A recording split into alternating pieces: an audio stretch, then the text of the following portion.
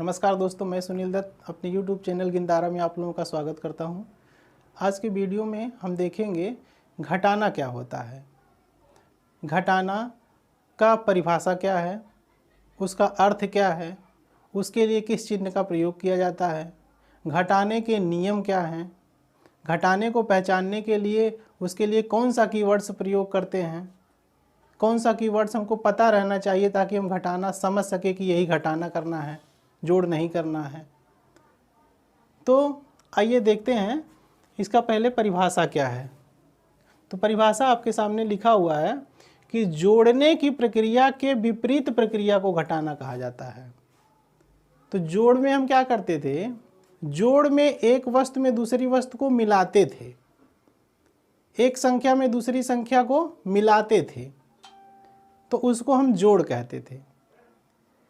लेकिन घटाना में क्या करेंगे, उसका उल्टा करेंगे, विपरीत करेंगे, यानी एक वस्तु में से दूसरी वस्तु को निकालेंगे या कम करेंगे, या फिर ये कह सकते हैं कि एक संख्या में से दूसरी संख्या को कम करेंगे या निकालेंगे। तो जहाँ कम करने और निकालने की बात होती है तो उसी चीज़ को हम घटाना कहते हैं गणित की भाषा में।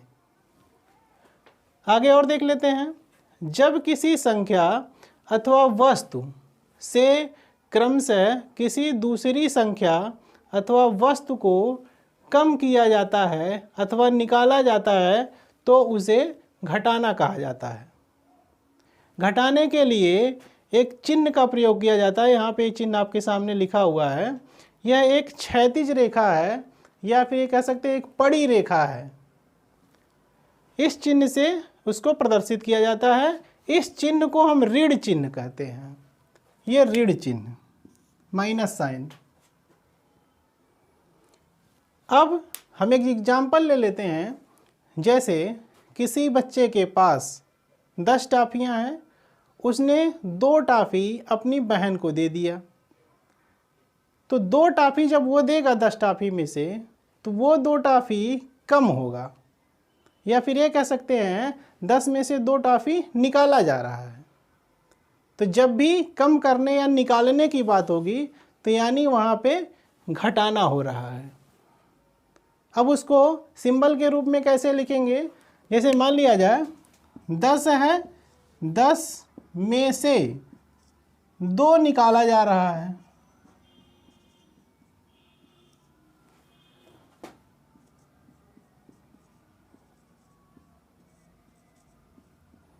तो इसको हम कैसे लिखेंगे, 10 और इसके बीच में चिन्ह का प्रयोग करेंगे 2। तो 10 में से 2 निकालेंगे तो कितना होगा, 8 होगा। इसको जब लिखेंगे तो 10 और ऋण चिन्ह का प्रयोग करेंगे और 2 लिखेंगे तो ये हो जाएगा 8। इसी तरह से यदि कोई संख्या ले लें हम 15, उसमें से एक दूसरी संख्या 8 उतना कम करना है 15 में से, तो 15 लाइन खींच करके इस तरह से 1 2 3 4 5 6 7 8 9 10 11 12 13 14 15, इस 15 लाइन में से 8 लाइन हम काट देंगे तो क्या बचेगा, 1 2 3 4 5 6 7 8, इतना काट दिए तो बचा कितना, 1 2 3 4 5 6 7, तो 7 बचा। तो इसको कैसे लिखेंगे गणित की भाषा में, 15 ऋण 8 बराबर 7। तो ये हो गया 15 में से 8 का घटाना, और यहाँ हो गया 10 में से 2 का घटाना। अब हम देखेंगे कि घटाने के नियम क्या हैं। घटाने के नियम को समझने के लिए हम कुछ एग्जाम्पल का प्रयोग करेंगे। जैसे आपके सामने एक क्वेश्चन दिख रहा है। अब यहाँ पे हम देख रहे हैं कि 258 में से 145 को घटाना है। तो यहाँ पे जिस तरह से हम पिछले वीडियो में जोड़ वाले में देखे थे कि जोड़ते समय इकाई में इकाई को जोड़ा जाता है, दहाई में दहाई को जोड़ा जाता है, सैकड़े में सैकड़े को जोड़ा जाता है, और इसी प्रकार आगे करते चले जाते हैं। ठीक उसी प्रकार घटाते समय भी हम इकाई में से इकाई को ही घटाएंगे, दहाई से दहाई को घटाएंगे, सैकड़े से सैकड़े को घटाएंगे, 1000 से 1000 को घटाएंगे और ये प्रक्रिया आगे चलती रहेगी। अब यदि यहाँ पे हम देखें तो इकाई के स्थान पे 8 है, यहाँ पे इकाई के स्थान पे 5 है, तो इस 8 में से यदि हम 5 को घटाते हैं तो कितना बचेगा? 3। इसी तरह से 5 में से 4 को घटाते हैं तो कितना बचेगा? 1। 2 में से 1 को घटाते हैं तो कितना बचेगा? 1। तो ये हो गया इसका घटाना। अब यहाँ पे एक चीज़ जान लें, जिसमें से घटाते हैं, यहाँ पे 258 में से 145 को घटाया जा रहा है, तो इसको हम कहते हैं वियोज्य। वियोज्य अंग्रेजी में इसको कहते हैं माइन्यूट,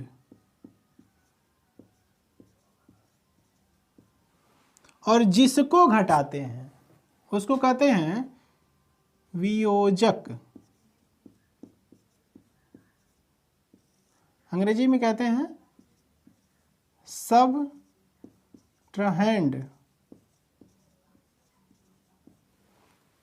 और घटाने के बाद जो हमको रिजल्ट मिलता है उसको कहते हैं अंतर, या अंग्रेजी में कहते हैं डिफरेंस।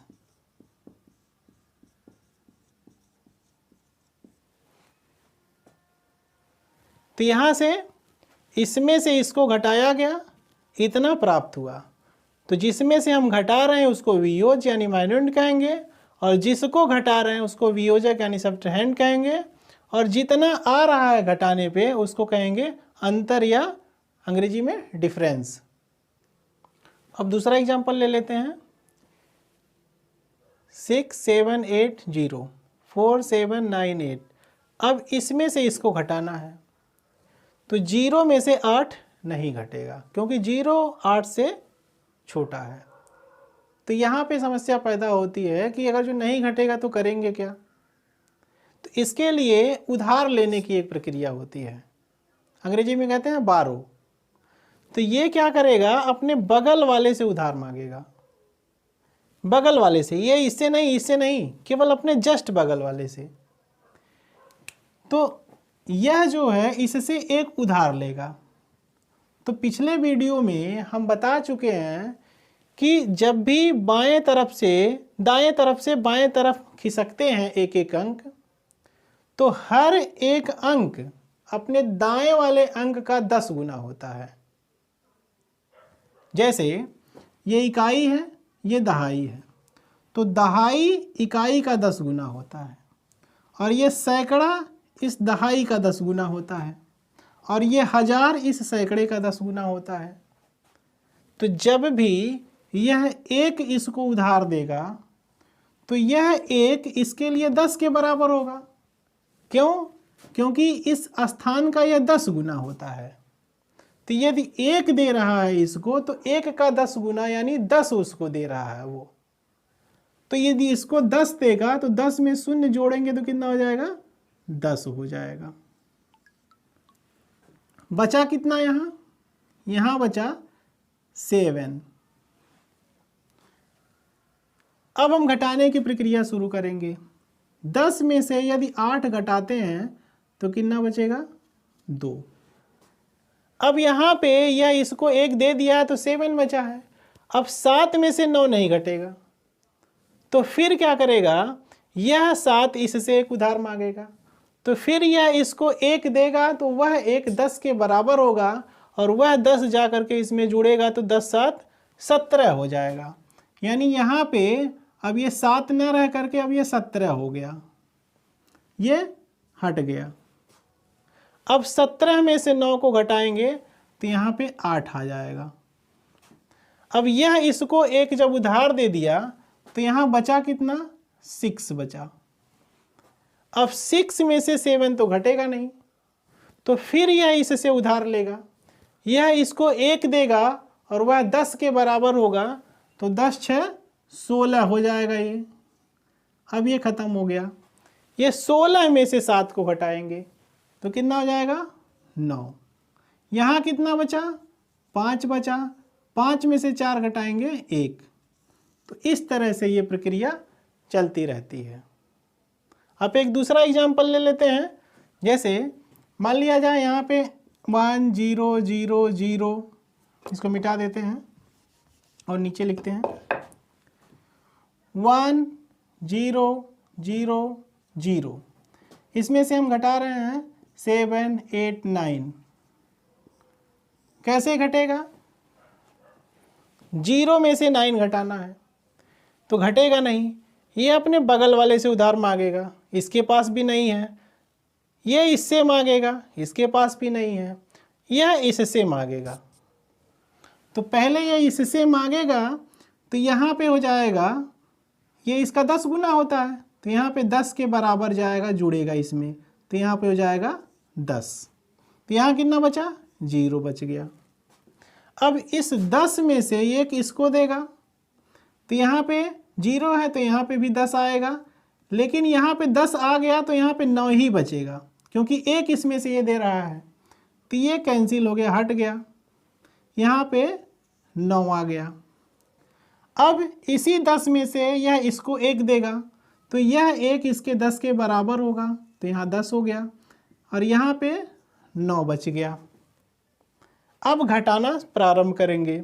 10 में से 9 गया 1, 9 में से 8 गया 1, फिर यहाँ 9 में से 7 गया 2, यहाँ 0 बचा है तो यहाँ 0 बचेगा। तो इस तरह से ये घटाने की प्रक्रिया हम करते चले जाते हैं। पिछले वीडियो जोड़ वाले में एक चीज़ छूट गया था। जैसे यहाँ पे घटाते समय इसको वियोज्य, इसको वियोजक, इसको अंतर लिखा जा रहा है, उसी तरह से अगर जो हम योग में देखें, योग जोड़ वाले में, जैसे मान लिया जाए 125 में हमको 215 जोड़ना है तो क्या करेंगे, जोड़ लेंगे। तो यहाँ पे हो जाएगा 0 और 2 1 3 1 4 और 2 1 3। तो इसको क्या कहेंगे, इसको कहेंगे योज्य। इसको अंग्रेजी में कहते हैं एडेंड। इसको कहते हैं योजक, अंग्रेजी में कहते हैं ऑजेंड। और ये जो नीचे आ रहा है इसको कहते हैं योगफल, या अंग्रेजी में कहते हैं सम। अब घटाना के भीतर हम कुछ नियम देखेंगे, जैसे क्रम विनिमय नियम। क्या घटाने में क्रम विनिमय नियम लागू होता है या नहीं होता है? तो आइए इसको उदाहरण की सहायता से समझते हैं। जैसे मान लिया जाए कि यदि 7 में से हम 5 को घटाते हैं तो ये आएगा हमारा 2। यदि हम इसके क्रम को बदल दें, यानी जो पहले है वो बाद में और जो बाद में है उसको पहले, यानी 5 - 7 करते हैं, तो क्या इसका आंसर यही आएगा? तो उत्तर होगा नहीं। अब यहाँ पे यदि देखा जाए तो इसका न्यूमेरिकल वैल्यू अधिक है और इसका न्यूमेरिकल वैल्यू कम है, तो हम हमेशा इसमें से इसको घटाएंगे। तो 7 में से 5 को घटाएंगे तो 2 ही आएगा, लेकिन इसके पहले जो चिन्ह होगा वो वही चिन्ह होगा जो 7 के पहले है, यानी जिसमें से हम घटाते हैं उसी का चिन्ह भी यहाँ लगाते हैं, यानी यहाँ भी 2 ऋण चिन्ह रहेगा। तो इस तरह से हम ये देख रहे हैं कि यदि क्रम बदल दे रहे हैं तो उसका मान बदल जा रहा है, यानी घटाना में क्रम विनिमय नियम लागू नहीं होता है। अब यदि हम दूसरा एग्जाम्पल लेते हैं, जैसे 12 ऋण 7, तो ये इसका मान आ जाएगा 5। यदि हम 7 में से 12 को घटाते हैं तो 12 - 7 करेंगे तो 5 आएगा, और इसके पहले चिन्ह यही लगाएंगे जो 12 के पहले है, क्योंकि 12 में से 7 को घटाया जा रहा है, तो जिसमें से घटाएंगे उसी का चिन्ह भी यहाँ रहेगा। अब एक तीसरा एग्जाम्पल लेते हैं, जैसे ऋण 8 धन 3,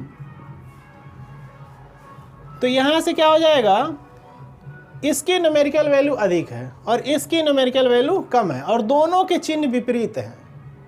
तो जब दोनों के चिन्ह विपरीत हों तो जिसकी न्यूमेरिकल वैल्यू अधिक होती है उसमें से कम वाले को घटाया जाता है।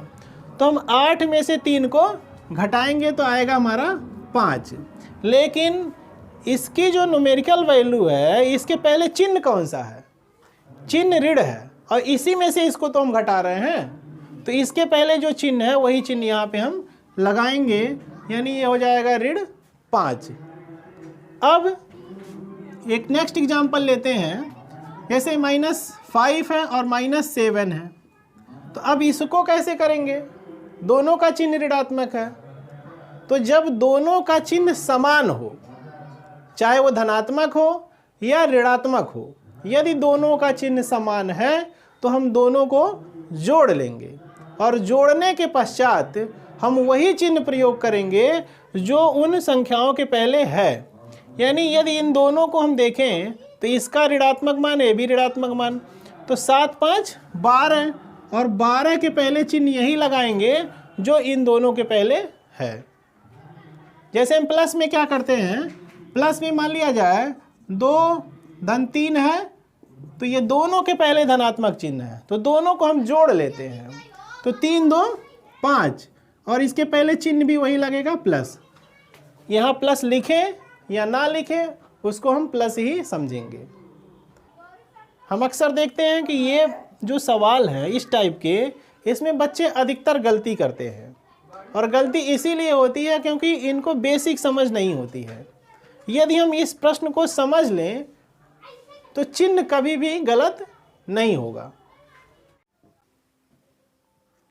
अब लास्ट पॉइंट देखेंगे कि कीवर्ड्स क्या है। कीवर्ड्स का मतलब हुआ कि जब भी प्रश्न दिया रहेगा इबारती प्रश्न, तो उसमें हम ढूंढेंगे कि वो शब्द आया है कि नहीं आया है।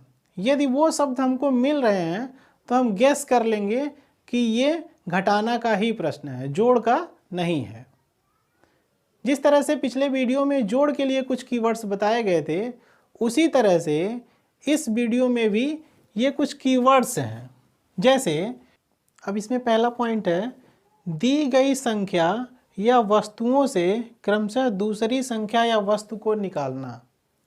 यदि कुछ संख्याएं दी गई हैं और उसमें से किसी संख्या को निकालना है या फिर हटाना है या फिर कम करना है, या कि वस्तुएं दी गई हैं उसमें से कुछ वस्तुओं को निकालना है, हटाना है, तो उस केस में हम जान लेंगे कि हमको घटाना ही करना है। जैसे हम ये कह दें कि किसी बच्चे के पास 15 टॉफ़ी है। कितनी टॉफ़ी है? 15 टॉफ़ी है। उसने 5 टॉफ़ी अपनी बहन को दे दिया, तो उसके पास कुल कितनी टॉफ़ियाँ बची? कितना दिया? 5 टॉफ़ी। तो 5 टॉफ़ी इसमें से निकाला गया, कम किया गया, यानी घटाया गया। तो 15 में से हम 5 घटा देंगे तो हमको 10 मिल जाएगा, यानी उसके पास कितनी टॉफ़ी बची? 10 टॉफ़ी। तो जब भी इस टाइप का क्वेश्चन रहे कि कोई संख्या दी गई है या वस्तुओं की संख्या दी गई है, उसमें से कुछ वस्तुएं कम हो रही हैं या निकाली जा रही हैं, तो हम समझ लेंगे कि ये घटाना का प्रश्न है। दूसरा पॉइंट, कमी ज्ञात करना। जब भी कमी पता करना हो तो उस केस में भी हम घटाना ही करते हैं। जैसे हम यदि ये कह दें कि 12 में से कितना घटाया जाए कि 5 हो जाए, तो इसका उत्तर पता करने के लिए हम 12 में से 5 को घटा देंगे तो हमको पता चल जाएगा 7। यानी यदि 12 में से हम 7 को घटाते हैं तो हमको 5 मिल जाएगा। यानी रिजल्ट पता करने के लिए हमको घटाना करना पड़ रहा है, यानी ये भी घटाना का ही प्रश्न है। अगला पॉइंट, तुलना करना, यानी अंतर निकालना। जब भी अंतर निकालने की बात आती है तो वहाँ पर भी हम घटाना करते हैं। बड़ी संख्या में से छोटी वाली संख्या को घटाते हैं। जैसे यदि हम ये कह दें कि 2 संख्याएं हैं, 18 हैं और 12 हैं, इनमें कौन सी संख्या बड़ी है, बड़ी है तो कितनी बड़ी है, या फिर कौन सी संख्या छोटी है, छोटी है तो कितनी छोटी है। तो इन सभी प्रश्नों का उत्तर हम घटाना से ही करेंगे। देखिए 18 है, 12 है, ये संख्या बड़ी है, ये संख्या छोटी है। अब यदि इन दोनों का तुलना करना है कि कितना बड़ा है, यानी अंतर निकालना है, तो हम 18 में से 12 को घटा देंगे और हमको मिल जाएगा 6।